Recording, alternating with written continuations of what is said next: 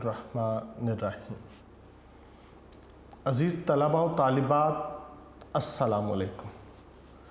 Online lecture से मैं हूँ मोहम्मद एहसानुल हक।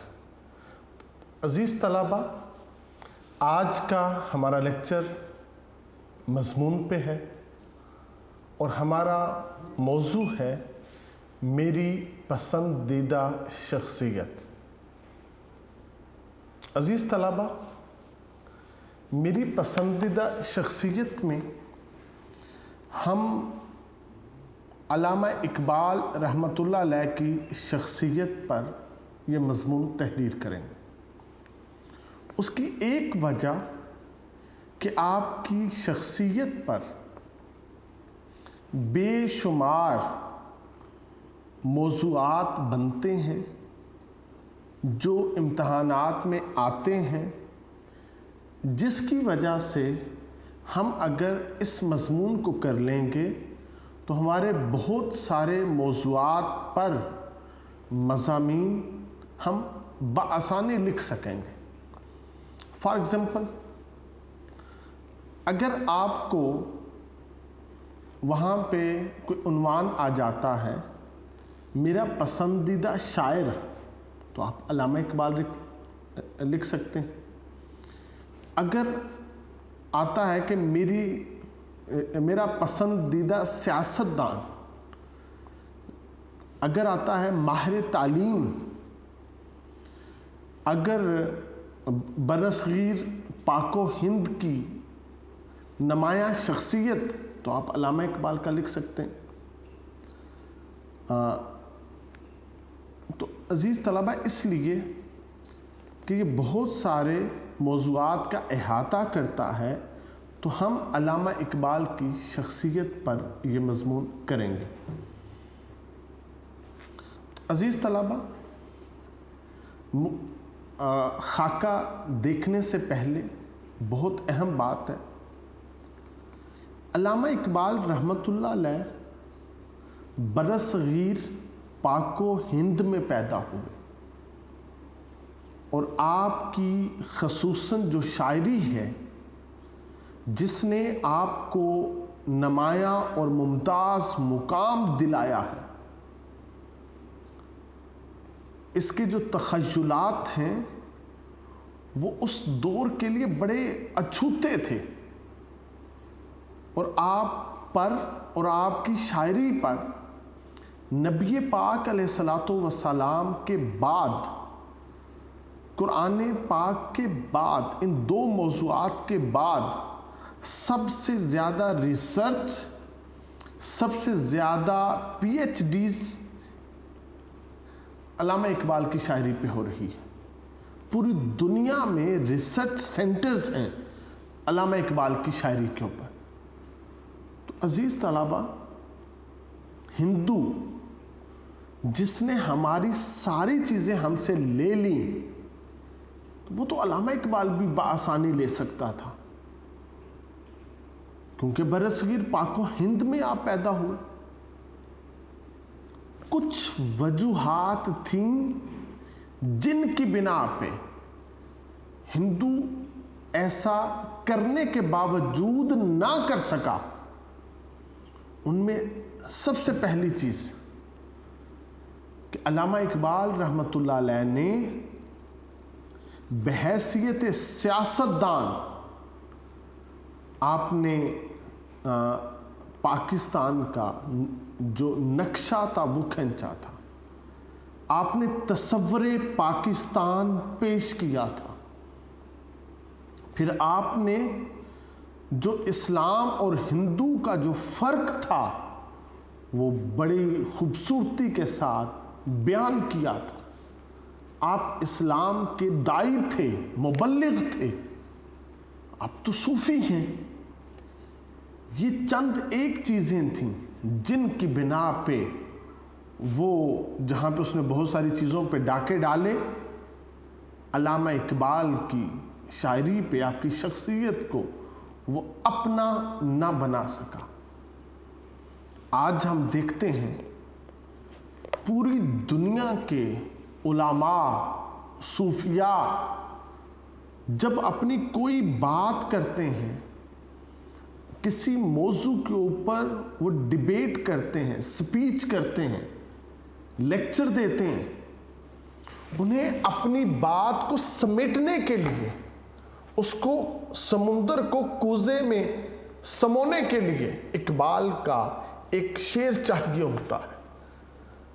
ہر نماز جمعہ پہ خطیب کسی بھی موضوع پہ گفتگو کرے، وہ اقبال کا کوئی نہ کوئی شعر منبر پہ بیٹھ کے ضرور پڑھتا ہے۔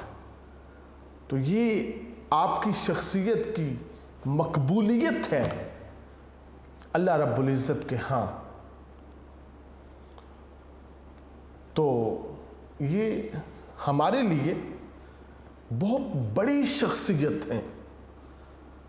اگر ہم ملک پاکستان سے محبت کرتے ہیں اور چاہتے ہیں کہ پاکستان کو ہم تعمیر و ترقی کے دروازوں سے گزاریں، تو ہمیں آج بھی اقبال کے دیے ہوئے تصورات کو یاد کرنا ہوگا اور اسی راہ پہ چلنا ہوگا جس راہ پہ آپ نے قائد اعظم کو چلوایا، قائد اعظم کے ساتھ پوری مسلم امہ کو چلایا، تو ہمیں پاکستان نصیب ہوا۔ اگر ہم اسی راہ کے راہی بنیں گے تو پاکستان ترقی کی راہوں سے گامزن ہوگا۔ اگر ہم آپ کی راہ کو چھوڑ دیں گے، آپ کے بتائے ہوئے راستے سے بھٹک جائیں گے، ہم کبھی بھی کامیابی کا دروازہ کھٹکھٹا نہیں سکتے۔ ہم آپ کی راہ کو چھوڑ کے بھنور میں پھنس جائیں گے۔ تو ضروری ہے کہ ہم واپس آئیں اور علامہ اقبال کی بتائی ہوئی راہ کے اوپر چل کے کامیابیوں کو سمیٹیں۔ تو اس مضمون کا عزیز طلبہ یہ آپ کے سامنے خاکہ ہے، اس کا ایک سکرین شاٹ بھی ضرور لیجئے گا۔ تو پہلے خاکے کو دیکھتے ہیں۔ سب سے پہلے تمہید کہ میری پسندیدہ شخصیت بے شمار شخصیت میں سے علامہ اقبال ہی کیوں ہیں۔ پہلے ہم اس کا جو ابتدائیہ ہے وہ بنائیں گے، یہ بتائیں گے۔ اس کے بعد علامہ اقبال کا ہم انٹروڈکشن دیں گے، آپ کا تعارف پیش کریں گے، اقبال ہے کون۔ پھر علامہ اقبال کی جو زندگی کے حالات ہیں جن سے گزر کے اقبال اقبال بنے، یہاں پہ ان کا تذکرہ کریں گے۔ یاد رکھیے گا، جو شخص آسانیوں میں زندگی بسر کرتا ہے وہ کبھی بھی بڑے کارنامے سر انجام نہیں دیتا۔ جو مشکلات سے گزرتا ہے وہی کندن بنتا ہے اور وہی خود بھی کامیاب و کامران ہوتا ہے اور اپنے ساتھ چلنے والوں کو بھی کامیابی سے ہمکنار کرتا ہے۔ پھر علامہ اقبال کے افکار، یہ اہم چیز ہے، بہت اہم چیز ہے۔ انہی افکار کی بدولت اقبال اقبال بنے۔ یہ افکار نکال دیں تو اقبال کے پاس پھر کچھ نہیں بچتا۔ جیسے عرب کی جو وادی تھی، وہاں پہ قرآن اور صاحب قرآن یہ دو نئی چیزیں آئی تھیں جس کی بدولت وہاں پہ انقلاب برپا ہو گیا تھا۔ ہم تو غلامی کا طوق پہن چکے تھے۔ یہ تھا اقبال کا، آپ کے افکار، آپ کی فکر، جس کی بدولت ہمیں یہ غلامی کا طوق وزنی لگنے لگا۔ اس کو اتارنے کے لیے ہم نے تگودو شروع کی۔ یہ بڑی اہمیت کے حامل ہے۔ علامہ اقبال رحمۃ اللہ علیہ نے قوم کی بجائے ملت کا تصور پیش کیا۔ ہم ملت اسلامیہ ہیں، جس کی وجہ سے ہم میں اتحاد پیدا ہوا۔ اگر ہم صرف قوموں میں بٹے رہتے ہمیں کبھی اتحاد نہ ہوتا۔ ہم ملت بنے، یکجن ہوئے، تو تو اللہ پاک نے ہمیں پاکستان عطا کیا۔ فرقہ بندی کی مخالفت، اقبال دھڑی بندی کی مخالفت کرتے رہے۔ آپ نے لوگوں کو مذہبی تفرقے سے روکا، آپ نے لوگوں کو معاشی سٹینڈرڈ سے جو تفرقے بنے وہاں سے روکا، آپ نے لوگوں کو زبانوں کے اعتبار سے دھڑے بندیوں سے روکا، آپ نے صوبے کے اعتبار سے جو دھڑے بندیاں تھیں وہاں سے لوگوں کو نکالا، تو آپ فرقہ بندیوں کے مخالف تھے۔ اس کو دیکھیں گے مغرب اور مغربی تہذیب کی مذمت کی اقبال نے۔ اگرچہ ہم جن حالات میں تھے اپنوں سے اتنے خوش نہیں تھے، ان میں بہتری لانا ضروری تھا، مگر ہمارے کچھ لوگ دوسرے کا چہرہ لال دیکھ کے تھپڑوں کے ساتھ اپنا چہرہ بھی لال کرنا چاہتے تھے، جس کی وجہ سے اقبال نے مغربی تہذیب کا بغور مطالعہ کیا، اس کی حقیقت کھول کے سب کے سامنے رکھی اور بتایا اگر کامیابی چاہتے ہو تو اسلام ہی کے راستے پہ چلنا ہوگا، مشرقیت ہی اپنانی ہوگی۔ پھر غلامی کی حالت پر تنقید، لوگ تو مجرمانہ زندگی کے ساتھ کمپرومائز کر لیتے ہیں، لوگ تو غلامانہ زندگی کے ساتھ کمپرومائز کر لیتے ہیں۔ اقبال نے اس کے ساتھ کمپرومائز نہیں کیا، اس کی تنقید کی، اور تنقید ہر پلیٹ فارم پہ کی، ہر جگہ پہ کی، جس کی وجہ سے ہر مسلمان نے غلامی کی حالت پر گفتگو کرنا شروع کر دی۔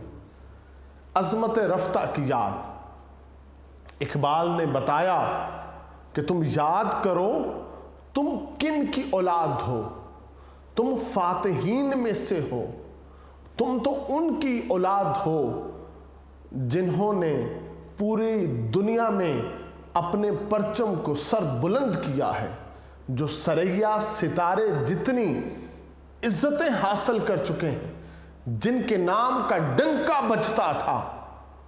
تو آج تم کس حالت پہ ہو؟ کیا فاتحین کی اولادیں ان غلامانہ حالات پر کمپرومائز کریں گی؟ تو اقبال نے ہمیں عظمت رفتہ کی یاد دلائی کہ ذرا غور و فکر تو کرو تم ہو کون۔ نوجوان سے خطاب، علامہ اقبال رحمۃ اللہ علیہ نے نوجوانوں کو عملی زندگی میں محنت اور مشقت کے ساتھ اتارا۔ نوجوان کیونکہ کسی بھی قوم اس کی ملت کے لیے یہ بیک بون کی حیثیت رکھتے ہیں۔ جس قوم کے نوجوانوں میں محنت، مشقت اور ان کے نظریات، ان کے تخیلات، ان کے فکر مضبوط ہوں گے، وہ قوم کبھی بھی تباہ و برباد نہیں ہوگی۔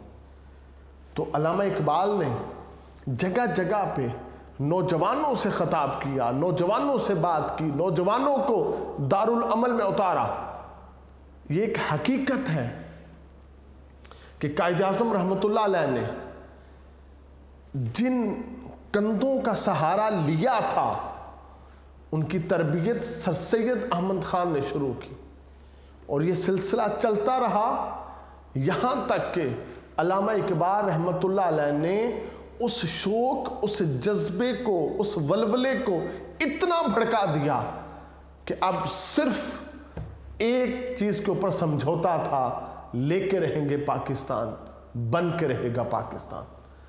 تصورات اقبال، جیسے علامہ اقبال کے افکار بڑے اہم ہیں، ویسے ہی علامہ اقبال کے تصور بڑے اہم ہیں۔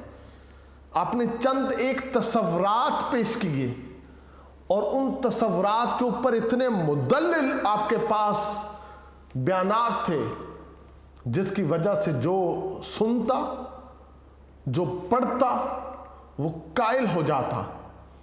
علامہ اقبال نے کوئی آسان گفتگو نہیں کی، آپ نے فلسفیانہ گفتگو کی ہے، مشکل گفتگو کی ہے، مگر اس مشکل کے بھنور میں لوگوں کو پھنسایا نہیں ہے، ان کا ہاتھ پکڑ کے ان کو اس دلدل سے، اس بھنور سے باہر نکالا۔ آج بھی علامہ اقبال کے تصورات ہمیں ان دلدلوں سے نکال کے باہر آتے ہیں۔ ان تصورات کو خصوصاً ہم تفصیل کے ساتھ ڈسکس کریں گے۔ علامہ اقبال کی شاعری کے ادوار، آپ نے بچپن میں جو شاعری کی، پھر نوجوانی میں جو شاعری کی، پھر داغ دہلوی سے جو آپ اصلاح لیتے رہے، اور جب آپ نے عملی زندگی میں قدم رکھا اور تحریک پاکستان میں اور خصوصاً تصور پاکستان پیش کیا، تو پھر جو آپ کی شاعری کے یہ سارے ادوار یہاں پہ ہم ڈسکس کریں گے۔ اور سب سے اہم علامہ اقبال کا جو شاہکار ہے تصور پاکستان، اس کو بھی دیکھیں گے۔ علامہ اقبال بلا شبہ، بغیر کسی شک و شبہ کے، 20ویں صدی عیسوی کا سب سے بڑا شاعر ہے۔ یہ وہ شاعر ہے جس نے پوری ایک ملت کو اپنی محنت اور مشقت کے ساتھ علیحدہ وطن حاصل کرنے پہ تیار کر لیا تھا۔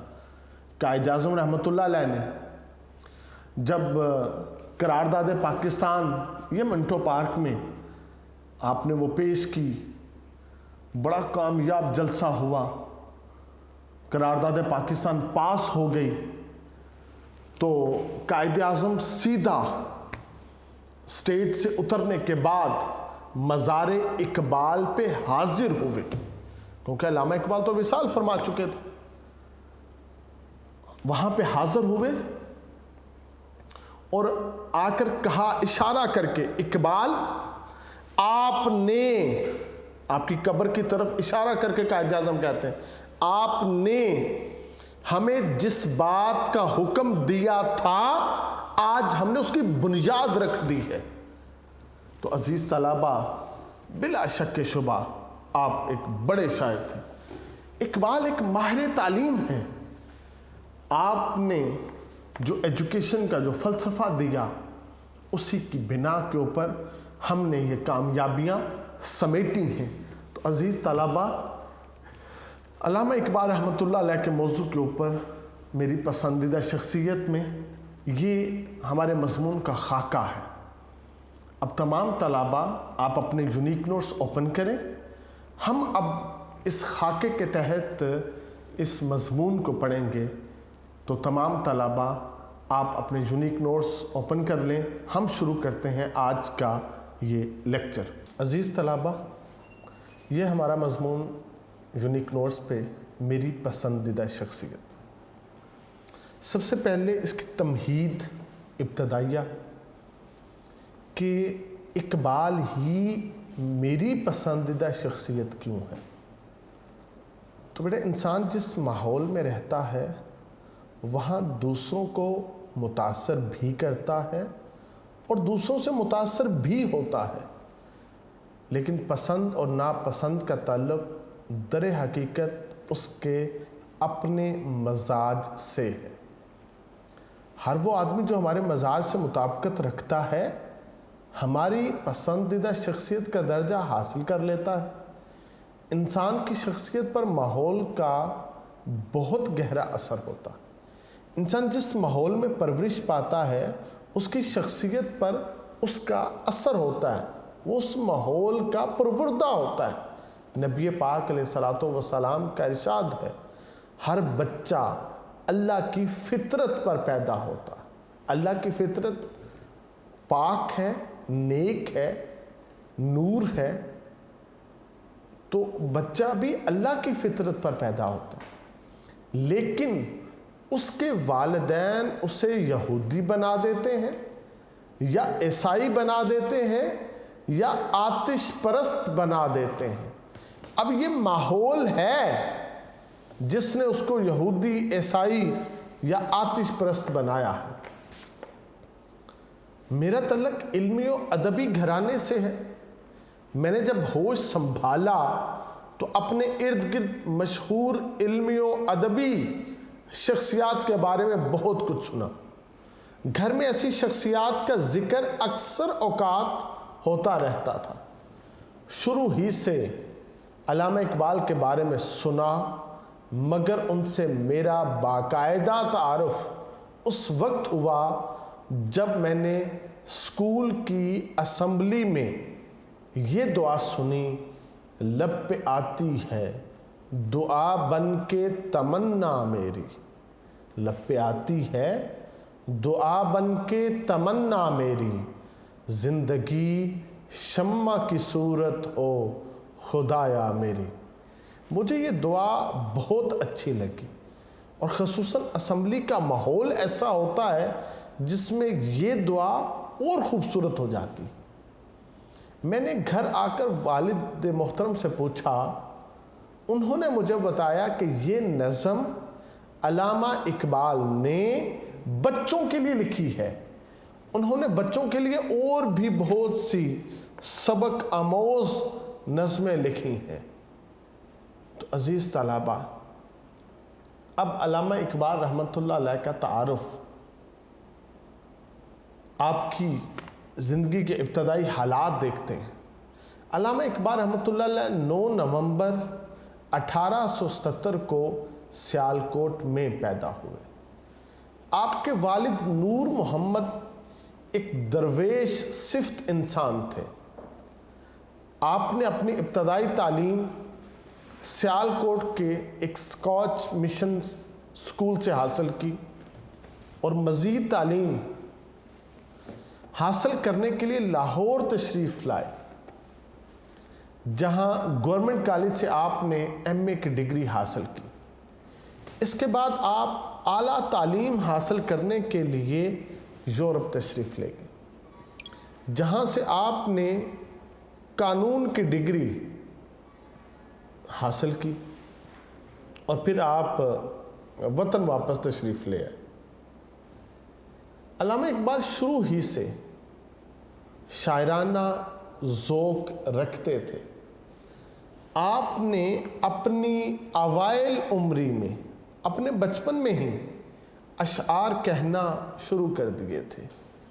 زمانہ طالب علمی میں آپ نے جو اشعار کہے، ان میں سے یہ شعر بہت مشہور ہوا: موتی سمجھ کر شان کریمی نے چن لیے، موتی سمجھ کر شان کریمی نے چن لیے۔ بہت خوبصورت شعر۔ شان کریمی، اللہ رب العزت کی صفت استعمال کی کہ اللہ کریم ہے۔ اس کریم نے موتی سمجھ کے چن لیے۔ کیا؟ قطرے جو تھے میرے عرق کے انفعال کے، میرے ماتھے پہ جو پسینے کے قطرے تھے نا، وہ چن لیے۔ تو اقبال نے اپنے بچپن میں اتنے خوبصورت تخیل کے ساتھ یہ شعر کہا۔ اللہ رب العزت سب کی محنت کا اجر اس کو دیتا، وہ کسی کی محنت کو رائگاں نہیں کرتا۔ تو علامہ اقبال یہاں پہ کہتے ہیں کہ اللہ پاک نے میرے اعمال کو، میرے افعال کو، میری محنت کو اس نے پسند کر لیا ہے، اللہ نے اس کو اپنی بارگاہ میں مقبول کر لیا ہے۔ تو عزیز طلباء، یہ آپ کے گھر کا فیض تھا۔ علامہ اقبال رحمۃ اللہ علیہ کے بارے میں یہ واقعہ بڑا مشہور و معروف ہے کہ جب آپ کی والدہ محترمہ کا وصال ہوا تو اقبال بہت روتے ہیں، بہت روتے ہیں۔ آپ چپ نہیں ہوتے، آپ کے بڑے بھائی جان آپ کو چپ کرواتے ہیں کہ بھائی چپ ہو جا، اقبال چپ ہو جا، صبر کر، ہمت کر، حوصلے سے کام لے۔ آپ کہتے ہیں میں بار بار ہمت کرتا ہوں، مگر مجھے یہ اماں جان کی یہ بات یاد آتی ہے، ان کا یہ بتایا ہوا واقعہ یاد آتا ہے، جس کی وجہ سے میری آنکھوں سے پھر آنسو جاری ہو جاتے ہیں۔ وہ کہتے ہیں بھائی کون سی ایسی بات ہے جو مجھے نہیں پتا اور اماں جان نے صرف آپ کو بتائی؟ کہتے ہیں کہ اماں جان نے مجھے بتایا کہ اقبال جب تم پیدا ہوئے تو تمہارے ابا جان ایک بینک میں ملازمت کرتے تھے، اور مجھے کہیں سے پتا چلا کہ یہ جو بینک کے اندر ملازمت لوگ کرتے ہیں ان کو جو تنخواہ ملتی ہے وہ بینک کی سود کی کمائی سے ملتی ہے۔ تو کہتے ہیں کہ بیٹا میں کیونکہ تمہارے ابا جان کے نان و نفقے میں تھی، حالانکہ آپ کے والد نے مطمئن کیا تھا مگر آپ کو پھر بھی اطمینان نہیں ہوا تھا، تو آپ کی اماں جان کہتی ہیں کہ بیٹا میں تو ان کے نان و نفقے میں تھی، تو وہ جو کما کے لاتے تھے میں اسی میں اپنا گھر چلاتی تھی۔ تمہارے لیے میں نے کیا کیا کہ تم دودھ پیتے ابھی بچے تھے، میرے ابا جان نے شادی کے وقت جہیز میں مجھے جو بالیاں دی تھی میں نے وہ بالیاں بیچی، اور ان کو بیچ کے میں ایک سلائی مشین لے کے آئی اور ایک بکری لے کے آئی۔ میں سلائی مشین سے لوگوں کے کپڑے سیتی اور اس کی جو مجھے اجرت ملتی اس اجرت سے میں بکری کے لیے چارہ خریدتی اور اس بکری کا میں دودھ تمہیں پلاتی۔ کہ مجھے جب شک پیدا ہو گیا کہ اگر ان کی کمائی ایسی ہے تو پھر اگر میں نے اقبال کو اپنا دودھ پلا دیا تو پھر اقبال کے اندر سے صالحیت ختم ہو جائے گی، تو میں نے تمہاری صالحیت کو بچانے کے لیے میں نے یہ طریقہ نکالا تھا۔ تو علامہ اقبال کہتے ہیں کہ بھائی جان میں اس واقعے کو بار بار یاد کرتا ہوں تو آنسو میری آنکھوں سے جاری ہو جاتے ہیں، میں چپ نہیں ہو جاتا۔ یہ وہ فیضان تھا، گھر کی تربیت تھی۔ آپ کے والد بھی صوفی تھے، آپ کی والدہ بھی صوفیانہ مزاج کی تھی، جس کی وجہ سے اقبال اوائل عمری میں اسلام اور اسلام کے دیگر جتنے بھی ارکان تھے اور ان کی بدولت آپ صوفیانہ مزاج میں ڈھل گئے، تو آپ نے بچپن میں زمانہ طالب علمی میں یہ کہا، موتی سمجھ کر شان کریمی نے چن لیے قطرے جو تھے میرے ارک انفعال کے۔ تو عزیز طلبہ، علامہ اقبال کی شاعری کا جو دوسرا دور ہے یہ وہ دور تھا جب آپ داغ دہلوی سے اپنی شاعری کے لیے اصلاح لیتے تھے۔ اس زمانے میں آپ نے داغ دہلوی کے وزن کے اوپر آپ نے اشعار کہے ہیں، اور داغ دہلوی کا اسلوب یہ تھا کہ آپ کم لفظوں میں آپ اپنا مصرع کہتے تھے، کم لفظوں میں آپ اپنی بات کو بیان کرتے تھے۔ تو اقبال نے بڑی خوبصورتی کے ساتھ داغ دہلوی کے اس اسلوب میں اپنے آپ کو ڈھال لیا تھا کہ اقبال بھی پھر کم لفظوں میں سمندر کو کوزے میں بند کرتا ہے۔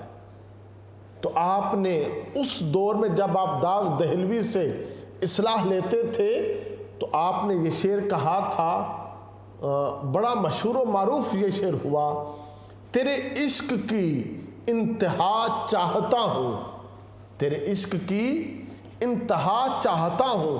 یہ عشق حقیقی کے اوپر بیٹا شعر ہے۔ میری سادگی دیکھ کیا چاہتا ہوں۔ اب اللہ رب العزت لامحدود ہے، انسان محدود ہے، اس لامحدود کے عشق کی اقبال انتہا چاہتا ہے، اور پھر خود کہتا ہے کہ میں بطور انسان میں تو محدود خیالات، فکر، سوچ، طاقت اور قوت اور ادراک کا مالک ہوں۔ میں اس لامحدود کو کیسے سمجھ سکتا ہوں؟ میں اس لامحدود کے جو عشق کو میں کیسے سمیٹ سکتا ہوں اپنے دامن میں، تو کہتے ہیں میری سادگی دیکھ کیا چاہتا ہوں۔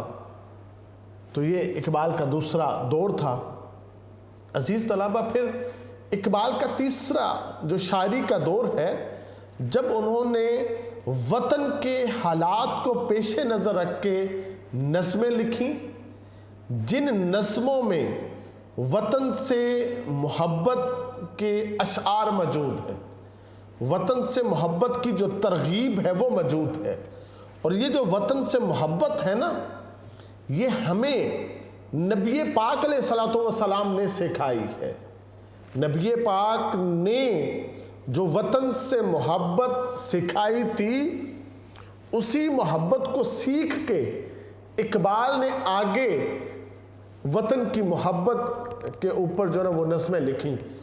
ان مشہور ترین نظموں میں ایک نظم ہمالہ ہے، ایک نظم نیا شوالہ ہے، اور قومی ترانہ خاص طور کے اوپر بہت مشہور ہوا۔ آج بھی ہندوستان کا یہی قومی ترانہ ہے، سارے جہاں سے اچھا ہندوستان ہمارا، ہم بلبلیں ہیں اس کی یہ گلستان ہمارا۔ اقبال تو شاعر مشرق ہے، ہمارے شاعر ہیں، مسلمانوں کے شاعر ہیں، اور انہی کا لکھا ہوا ترانہ آج بھی ہندوستان میں جو ہے نا وہ پڑھا جاتا ہے۔